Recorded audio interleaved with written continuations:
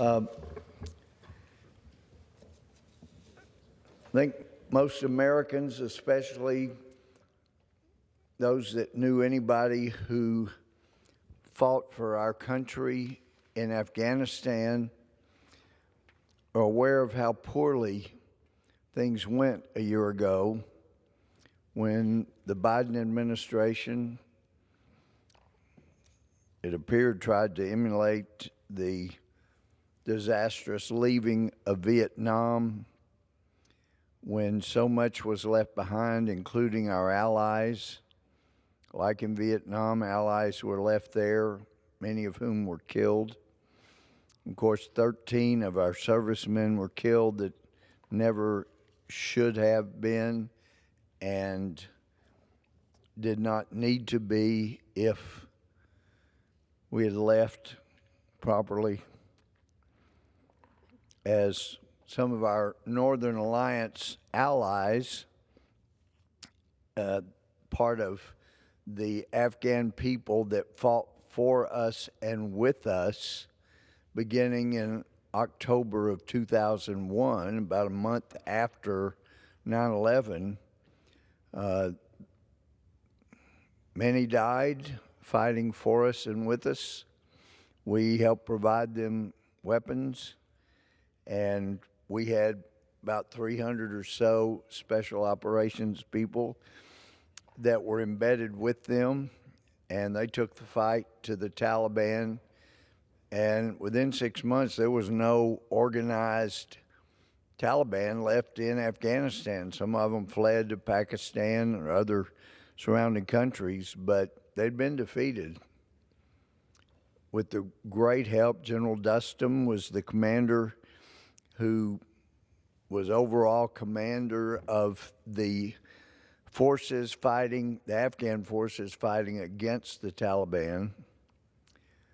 But President Biden and his advisors, for whatever reason, decided it was better to leave billions and tens of billions of dollars of equipment and weapons for our enemies to use against our allies and probably one day use against the United States itself. We saw this kind of disastrous exit from Vietnam. Estimated 2 million or so people who helped us, were sympathetic to us, were killed in Southeast Asia. Just thought surely we'd never be that stupid and that calloused to allow allies to be harmed like that. I met numerous times with a few other members of Congress. We met with some of our Northern Alliance allies. Of course, there was the great hero, Afghan hero of the war between Afghanistan and Russia. Unfortunately, our intelligence agencies here in the U.S. did not pick up on the importance of Shah Massoud, Lion of Panjshir, being assassinated by Taliban within day and a half or so of 9/11 about to occur. Had they been awake and not asleep at what was going on, they would have anticipated the Taliban was about to do something to cause great harm to the United States. And they knew, once we realized that the attack originated from Afghanistan, that we would be coming and would be looking for allies, and we would certainly want Massoud and his brother and all those others who wanted the Taliban gone we would be using them and working with them to eliminate the Taliban. So the Taliban eliminated that great Afghan hero before 9/11. And in numerous meetings with our Afghan allies, they've been saying for a decade or more, look, going back to the Obama administration days, they were telling a few of us, look, we know you've got to leave at some point. We know that. But what we're begging is that you help us amend the Constitution that you forced on us. And yeah, we like that it's based on Sharia law, but this is a country that's perfectly suited for the federalist system where you have so much power in your country, in the states, in our country, they said in the provinces. But right now, the Constitution that you gave us, forced on us, the president appoints the governors, appoints the mayors, appoints the chiefs of police, and it is a system made for corruption. And it sounded to me like the way things were going over there, the times I went to Afghanistan, that and you were hearing the reports of what was going on, whether it was Karzai or Ghani, that they may well have taken a great deal of money like the old Roman days, and whoever gave the most money would get the best governorship. They were appointing governors that didn't even live in the province that they were going to be governor over.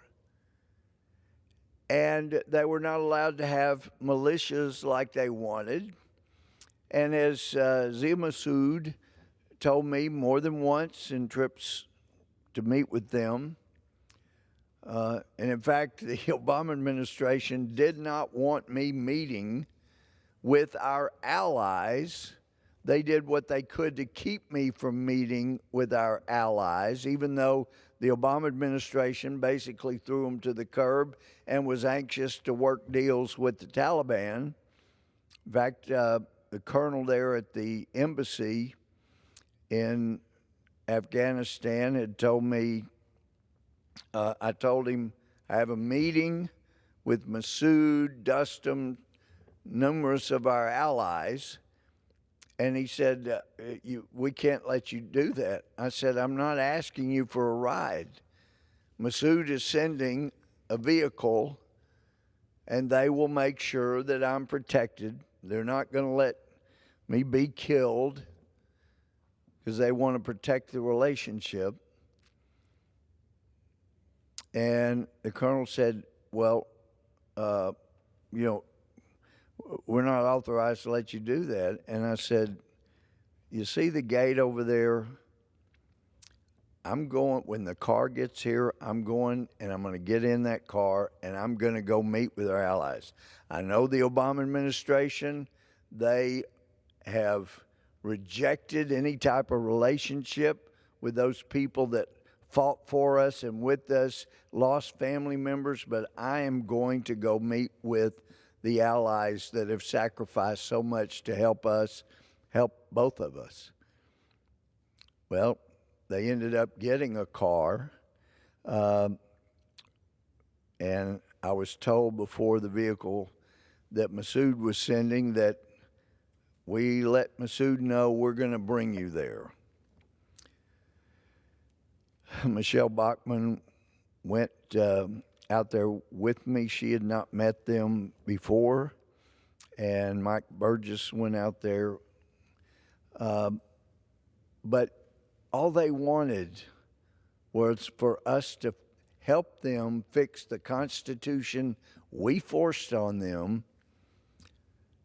They needed a federalist form of government, and that's what they said. If you'll help us get that, see, we can elect our own governors, We can elect our own mayors, pick our own police chiefs, and then each province will have a militia, because when you leave, the Taliban is going to try to take back over, and then they'll eventually want to hit you again.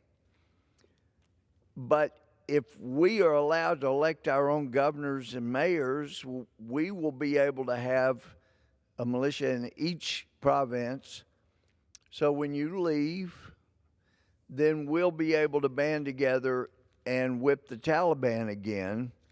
But if you leave it like it is, and you keep negotiating with the Taliban, which the Obama administration had been doing basically the whole administration, then we're all going to be killed.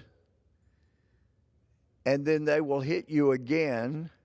And then you'll want to come back to Afghanistan and try to find allies, but we'll all be dead.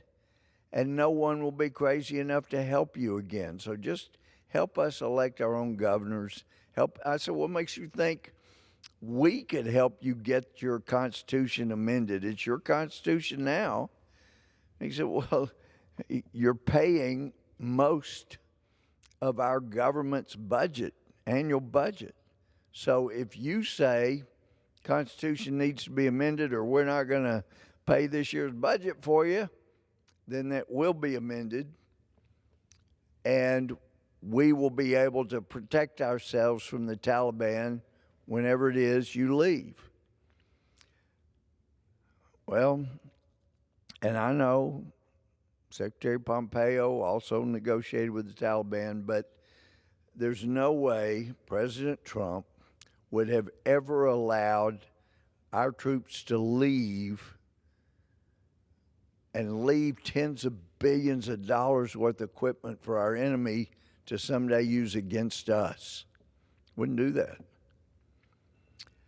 And on the other hand, the Taliban knew that if they did anything to our folks during a projected move coming back to the United States, that President Trump would bomb them back to the Stone Age. So they would not have done what they did. They perceived America to be weak under this administration, and we lost 13 soldiers, military members that should never have been lost. So as if that wasn't enough damage, see this article, I just saw it today. It's dated September 12th, Daniel Greenfield. And it says, White House Democrats have a history of fighting against terror victims using suing Islamic terrorists. The Obama administration battled American terror victims who were suing the PLO. In 2015, after they won a $218 million judgment against the terror group, the PLO, Blinken, then only a deputy secretary of state, intervened, claiming that the lawsuit threatened, quote, several decades of U.S. foreign policy, unquote. But now, President Biden is fighting 9/11 victims, that's American victims, on behalf of the Taliban. We have this administration helping the Taliban fight in court against 9/11 victims. The rhetorical question arises to the Biden administration, whose side are you on? You're helping the Taliban. The article goes on, at stake are billions of dollars being held by the Afghan Central Bank Fund in the United States. A decade ago, 9/11 families sued the Taliban, Al-Qaeda, and Iran. The court found that the Islamic terrorists were responsible, and a judgment of $6 billion was handed down. That's for the 9/11 families. The verdict was described as symbolic at the time. CBS News commented that, quote, it would be near impossible to collect any damages, especially from the Taliban or Al Qaeda, unquote. But that was before Biden turned over Afghanistan to the Taliban. Since Afghanistan has assets in this country, in the U.S., including $7 billion in bank funds, it's now entirely possible to collect that $6 billion money. Or it would be if the guy who let the Taliban take over wasn't also in the White House. Biden officially announced that he was splitting the $7 billion between the families of the victims and a trust fund to provide humanitarian aid for the people of Afghanistan. In other words, we're going to help the Taliban out to make the people of Afghanistan feel better about the Taliban being in charge. That's what's going on here. Biden officially announced that he was going to make that split. The $3.5 billion was placed in a separate trust that would be, quote, separate and distinct from the around $800 million the Biden administration has already spent on aid to Afghanistan. Officials admitted that the money could actually be used for matters other than humanitarian aid. In other words, it could be used to help the Taliban itself, the people that killed 3,000 or so Americans on 9/11, the worst attack on American soil in American history. And this administration is making sure they get billions of dollars. Article goes on, the media headlined it as, quote, Biden frees frozen Afghan billions for relief, common 9/11 victims, unquote. But a Biden official admitted that it was done to stop 9/11 families from getting access to the money. As a Lawfare blog post noted, quote, the administration, talking about the Biden administration's plan, would insulate nearly half of the Afghan assets at issue from these attachment efforts. What Biden actually did was take the money off the table for the 9/11 victims, and it gets worse. Secretary of State Blinken claimed that the administration, quote, will continue to support these victims and their families, recognizing the enduring pain they have suffered at the hands of terrorists, including those who operated from Afghanistan prior to the September 11 attacks. These victims and their families should have a full opportunity to set forth their arguments in court. This article says Blinken, like his boss, lied.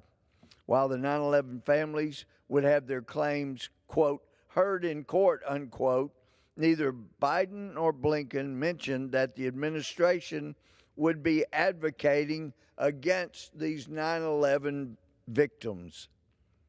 On the same day as Biden's executive order reserving $3.5 billion for the terrorists, his Justice Department filed a statement of interest in court arguing that the judgment for the victims of terrorism was too large and that actually turning over the money, the $3.5 billion to them, or all $7 billion to them, would interfere with the Biden administration's foreign policy in Afghanistan. Like we have a policy in Afghanistan? No. All the rare earth minerals, the things that could have paid us back for ridding the Afghan people of the Taliban. Well, not only were they allowed to come back and take over, but they made deals with China to let them have the rare earth minerals. In other words, this administration just exponentially magnified the loss in life, assets, money that they lost America. Now, a magistrate judge has repeated back most of the DOJ's arguments, ruling against the 9/11 families who were laying claim to the other half of the money. Judge Sarah Netburn's arguments closely mirror the contradictory positions of Biden and the DOJ, and they reveal the underlying corruption behind the ambiguous status of Afghanistan's central bank. Judge Netburn, like the Biden administration, contends that the Afghan bank enjoys sovereign immunity because the country itself was not sanctioned as a terrorist state. Only the Taliban was. And the Taliban, once again, control Afghanistan. That's irrelevant, according to the judge, because Biden hasn't recognized the reality that this is actually the case. Banks don't enjoy sovereign immunity, and neither do the Taliban. Judge Netburn and President Biden act as if there were some entity representing Afghanistan that's not the Taliban. That position might make sense if they were backing a resistance movement to the Taliban, but they're not. It was sad enough that this administration's mishandling of negotiating, we should have been negotiating with our allies to leave the country in their hand with an amended constitution. And instead, we left it in the hands of our enemies. And as some of our allies there have said, the day will come when the Taliban will hit America again. Next time, it will be harder. They've got more money. They've got tens of billions of American assets to utilize or sell and use the money. But the difference will be this time, after America loses thousands of lives at the hands of the Taliban, and America comes to Afghanistan seeking allies to help them defeat the Taliban, as we did in 2001 and 2, we'll all be dead, those of us who were America's allies, and no one will be stupid enough to trust the United States again. What a tragic, horrific blunder by this administration. Now, that was the exit, was the blunder, but turning against the 9/11 victims' families, that's not a blunder. That's very intentional by this administration. Being much more helpful and sympathetic to the Taliban, who were terrorists that hit this country and have never apologized and will never apologize, instead of standing against them and making sure they never commit terrorist acts again, this administration wants to be sure they get billions of dollars, like the Obama administration was ensuring that Iran got, the largest state sponsor of terrorism. So I guess at least we can say that's a good thing. This administration, the Biden administration, is at least being consistent with the Obama administration. The Obama administration helped the Taliban. The Obama administration did not help the 9/11 families. And now the Biden administration is working against the 9/11 families, and they are helping, actually they're helping the Taliban with more money than the Taliban has ever had. An amazing development.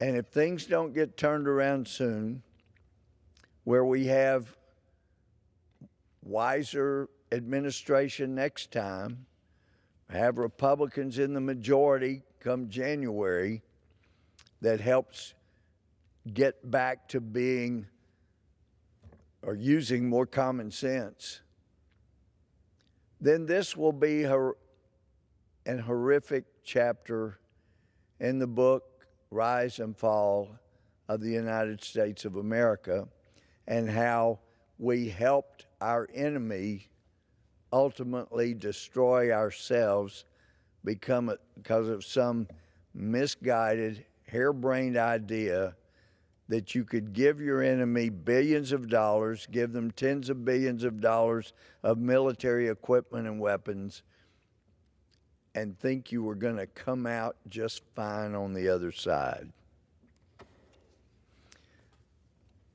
I want to address some energy issues.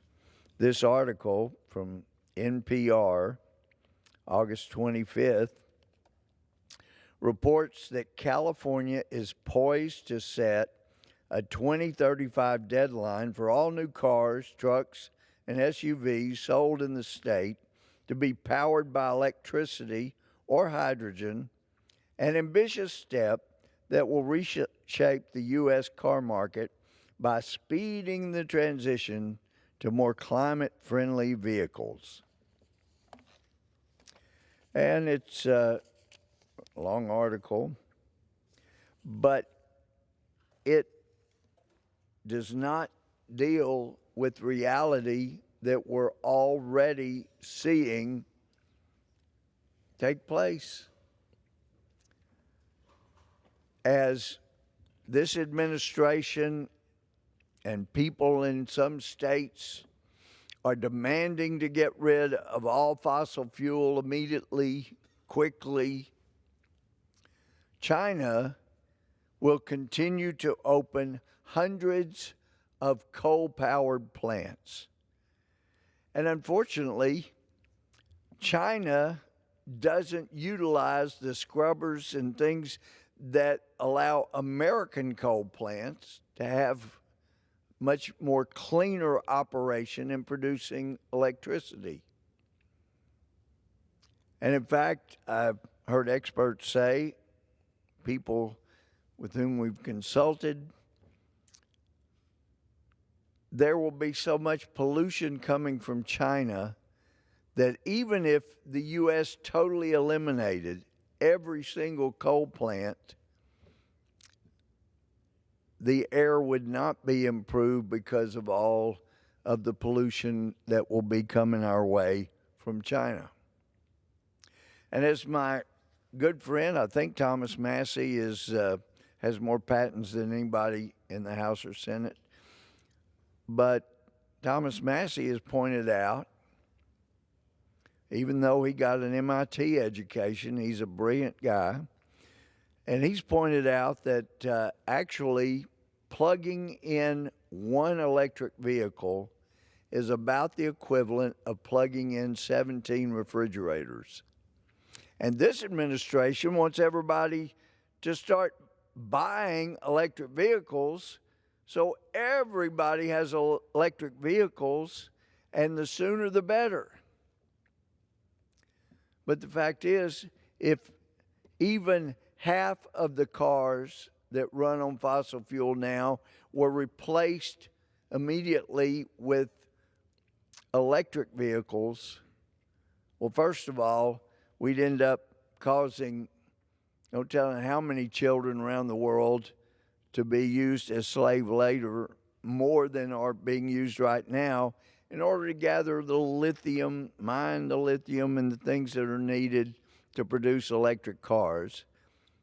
And we won't even bother to talk about right now the massive problem in dealing with that many batteries, with all that lithium, and what will be done with all of that. We don't know. We're just going headlong into trying to have all electric vehicles. You can't make an electric vehicle right now, not one that's any good, unless you use fossil fuel. And you got to have natural gas as feedstock to make so many of the products that are used in the vehicles. I guess you could do like Fred Flintstone and have one made out of stone and wood, but why would this administration want to take us back to the Stone Age? It seems some of these policies are determined to do that. In fact, here's an article from the Epoch Times. States to ban gas-powered cars despite electric vehicles' human and environmental cost. It's written by Katie Spence, September 12th, and she points out to some of these hidden costs that I've been alluding to. She says, according to the politicians like Newsom and President Joe Biden, electric vehicles, or EVs, are zero emission because they use lithium-ion batteries consisting of lithium, cobalt, graphite, and other materials instead of gas. Thus, starting in 2035, California will ban gas-powered vehicle sales, while several other states plan to follow suit, citing that as a goal and, quote, critical milestone in our climate fight, unquote. Additionally, according to a statement from President Biden, banning gas-powered vehicles will save consumers money, cut pollution, boost public health, advance environmental justice, and tackle the climate crisis. John Hatter, director of the Great Basin Resource Watch, disagrees, pointing out to the Epoch Times that industrial nations might benefit from the transition to electric vehicles, but it's at the expense of all others. This expansion of lithium mining will have immediate consequences for frontline communities that are taking the hit. For example, Copiapo, the capital of Chile's Atacama region, is the location of one of the world's largest known lithium reserves. We used to have a river before. This is in quotes. We used to have a river before that now don't exist. There isn't a drop of water. Elena Rivera Cardosa, president of the indigenous Cola community in the capital commune, told the National Resources Defense Council. She added that all of Chile's water is disappearing because of the local lithium mine. Quote, in all of Chile, there are rivers and lakes that have disappeared, all because a company has a lot more right to water than we do as human beings or citizens of Chile. In collaboration with Cardoso's statement, the Institute for Energy Research reports that 65% of the area's very limited water sources are consumed by mining activities. That's displacing indigenous communities who have called the Atacama home for more than 6,000 years, because farmers and ranchers have cracked, dry soil and no choice but to abandon their ancestral settlements, according to the UN Conference on Trade and Development. Now, that's so interesting, but where's the compassion? We are so determined to have electric vehicles so that we can say to the world, we're cleaning up the world, when we're not cleaning up the world. We're making the world a disastrous place so that liberals here, woke in America, can think that all is right with the world when actually they've put children into slave labor by creating this market, causing countries to dry up like Chile. It is rather tragic And people that mean well and think they're doing great need to understand the damage they're doing to the planet and to people that don't live in Martha's Vineyard. Another issue that is particularly troublesome, you know, we've had a bipartisan effort in this body to work, to fight, to stop genital mutilation. And yet now, after years of working together and trying to stop such a horrendous practice, we now have people who claim to be exceedingly liberal and caring, and they are pushing to have little children's genitalia mutilated, cut off, eliminated, have those children take puberty blockers that will likely stunt their growth, make them infertile, and destroy the wonder that would have been their lives without the so-called caring people pushing them to destroy their bodies. And according to the most extensive study ever done by people who've been through sex change surgery, the Swedish Institute followed people that had been through sex change surgery, followed them for 30 years. And what was the most disturbing to me result of that 30-year study was that if you have sex change surgery, you're 20 times more likely to kill yourself, to take your own life. We had a press conference. Marjorie Taylor Greene has a bill that would stop this kind of outrageous abuse of children.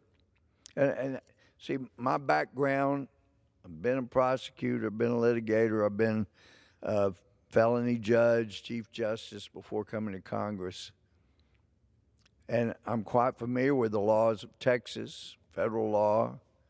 Most states have very similar laws because we've advanced so as a people that we had understood that children need to grow up in innocence. It's so much more productive. Some have felt that it may well be that Americans have been the most ingenious and most productive in creating new inventions, that our patent system, before it got screwed up in recent years by Congress, encouraged individual inventors come up with new things.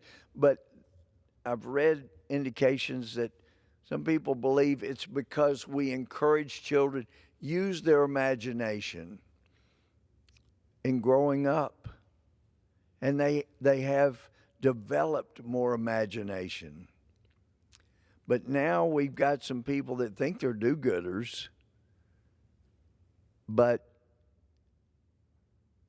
they encourage genital mutilation of a child that can never be fixed. Or you can do a transition back, but it's so devastating. It's horrific. And that's supposed to be an advanced civilization doing this to children? The studies, and Dr. Paul McHugh, that was the head of psychiatry at Johns Hopkins, which is the first hospital in America to do sex change surgeries back in the 60s, he points out that it is child abuse to give puberty blockers because of the adverse effects on the body, to do gender mutilation.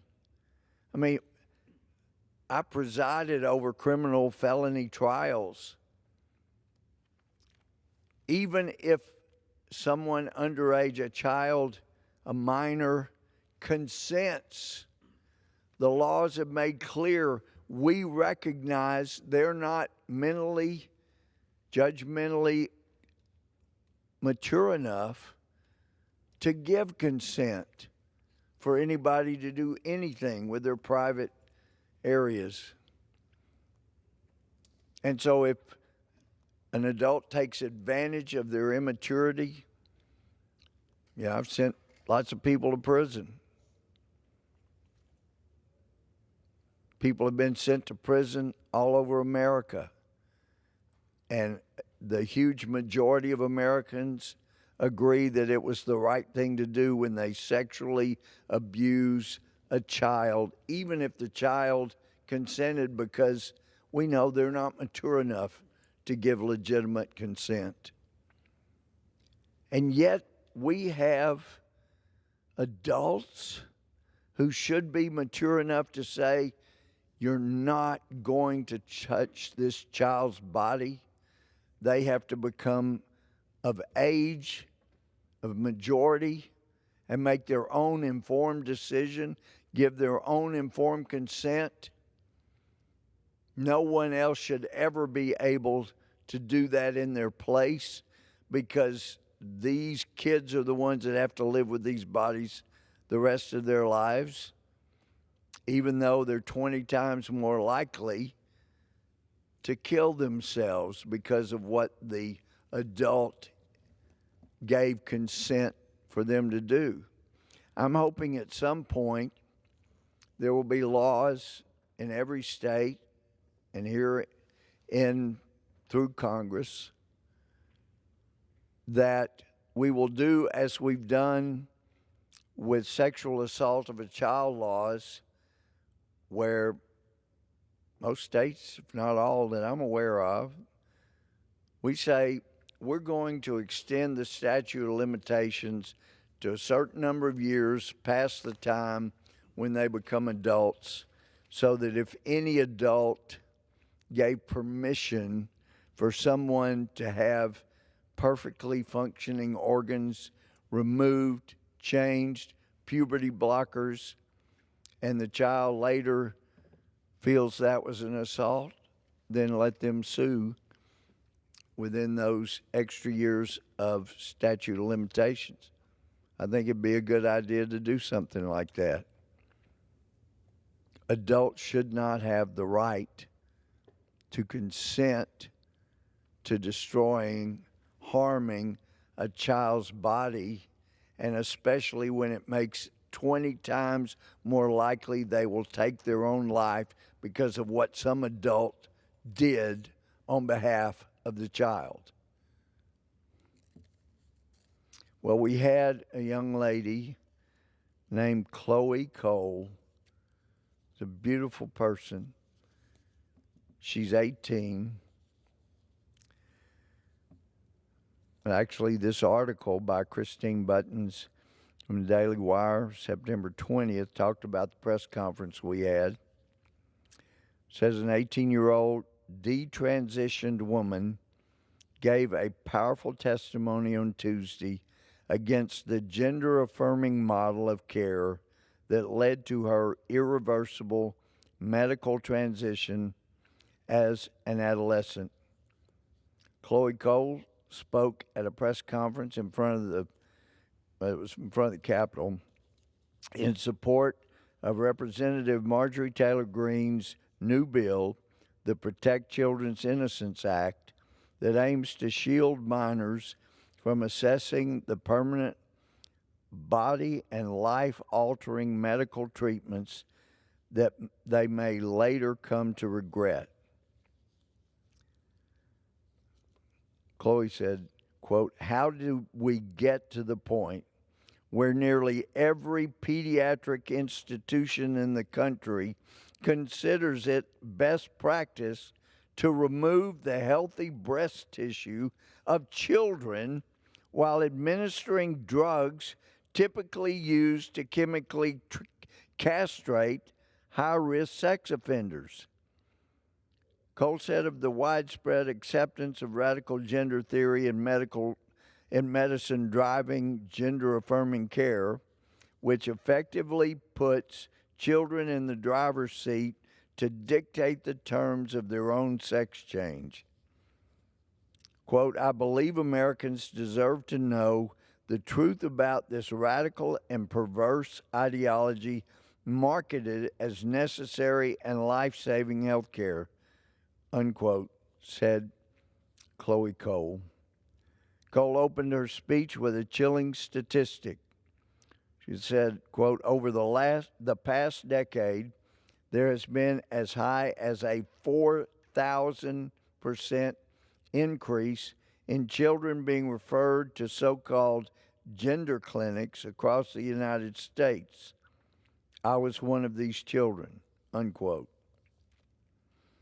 A recent UCLA survey found that the number of trans-identified teens has doubled in the last 5 years to about 300,000 in the United States, while the rates of adults identifying as transgender have remained the same.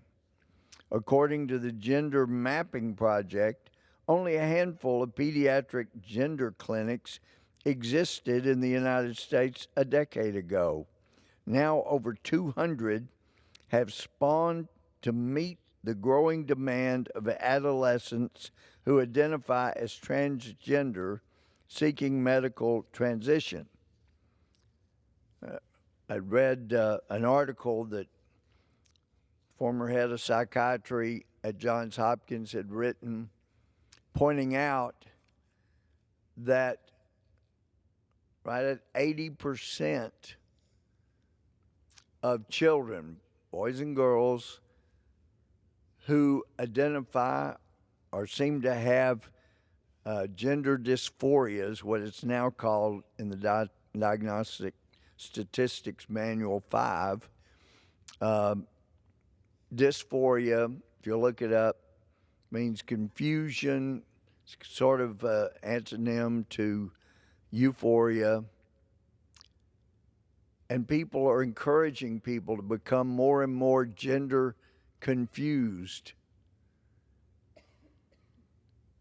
But Dr. McHugh pointed out about 80% of those who have confusion about their gender growing up, if they never have counseling, they never have some do-gooder adult encourage them to have their genitalia mutilated and their life shortened, and perhaps most likely a good chance of infertility, that if they're just left alone to go through childhood, 80% transition into exactly what they are biologically without any problems whatsoever.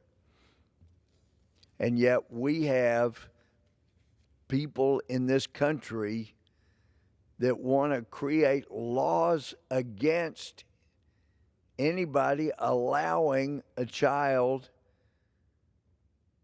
to go through childhood and then adjust and not have the physical horrors that these surgeries cause. I was deeply moved by Chloe Cole. She's a beautiful person. She was very unfortunate in having people think they knew better and encouraging her to take steps that she should not have taken, as she will tell you now. We're supposed to be the ones that are mature and help children avoid going through horrors, and yet we've even got states passing laws Don't you dare help this child. Let's help the child go through genital mutilation, even though it'll be his or her body. But as Dr. McHugh has pointed out, and studies have pointed out, you can go through sex change surgery or gender reassignment surgery, if you want to call it, whatever you want to call it. But DNA-wise, biologically, you're still the same gender you were before the surgery, and your DNA will remain the same.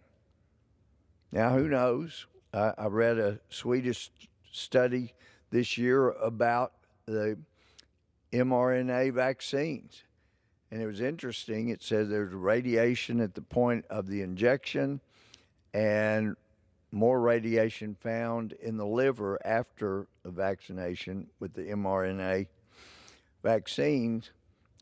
But the study documented they have found that the mRNA ends up going to the liver and rewriting the body's DNA for them. We don't know where all that's going to end up, but it certainly doesn't appear to be going a good direction.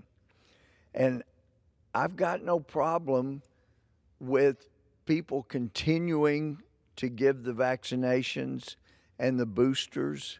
I think that's fine, so long as the wonderful doctrine that we developed making healthcare better than it's been in the history of the world, called informed consent.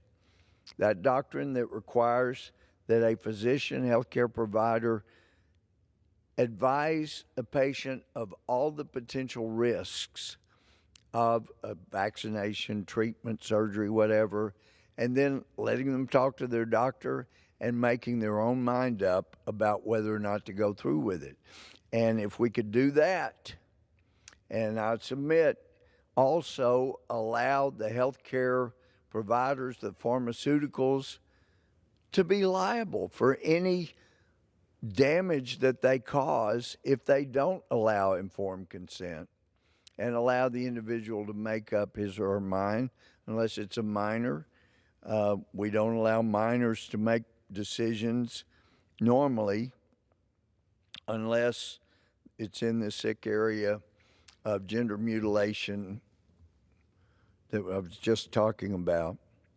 But yeah, if pharmaceuticals are that excited about continuing to make tens of billions of dollars providing vaccines, great. Just stand good for whatever damages you cause. Sure seems like that'd be the right thing to do. And I won't have time to get to it, but this article from Jennifer Margulis and Joe Wang, Epoch Times, September 10th, headline, unethical and up to 98 times worse than the disease. Top scientists published paradigm-shifting study about COVID-19 vaccinations, and points out the boosters for young people may cause 18 to 98 actual serious adverse events for each COVID-19 infection-related hospitalization theoretically prevented. So for each hospitalization prevented, they're saying 18 to 19 actual serious consequences to the body will result. Well, it's going to be an interesting week next week. I look forward to seeing what more damage that Congress can do to our economy, to our country. And I hope that people, Mr. Speaker, will let their members of Congress know what they agree with and what they disagree with. And with that, I yield back.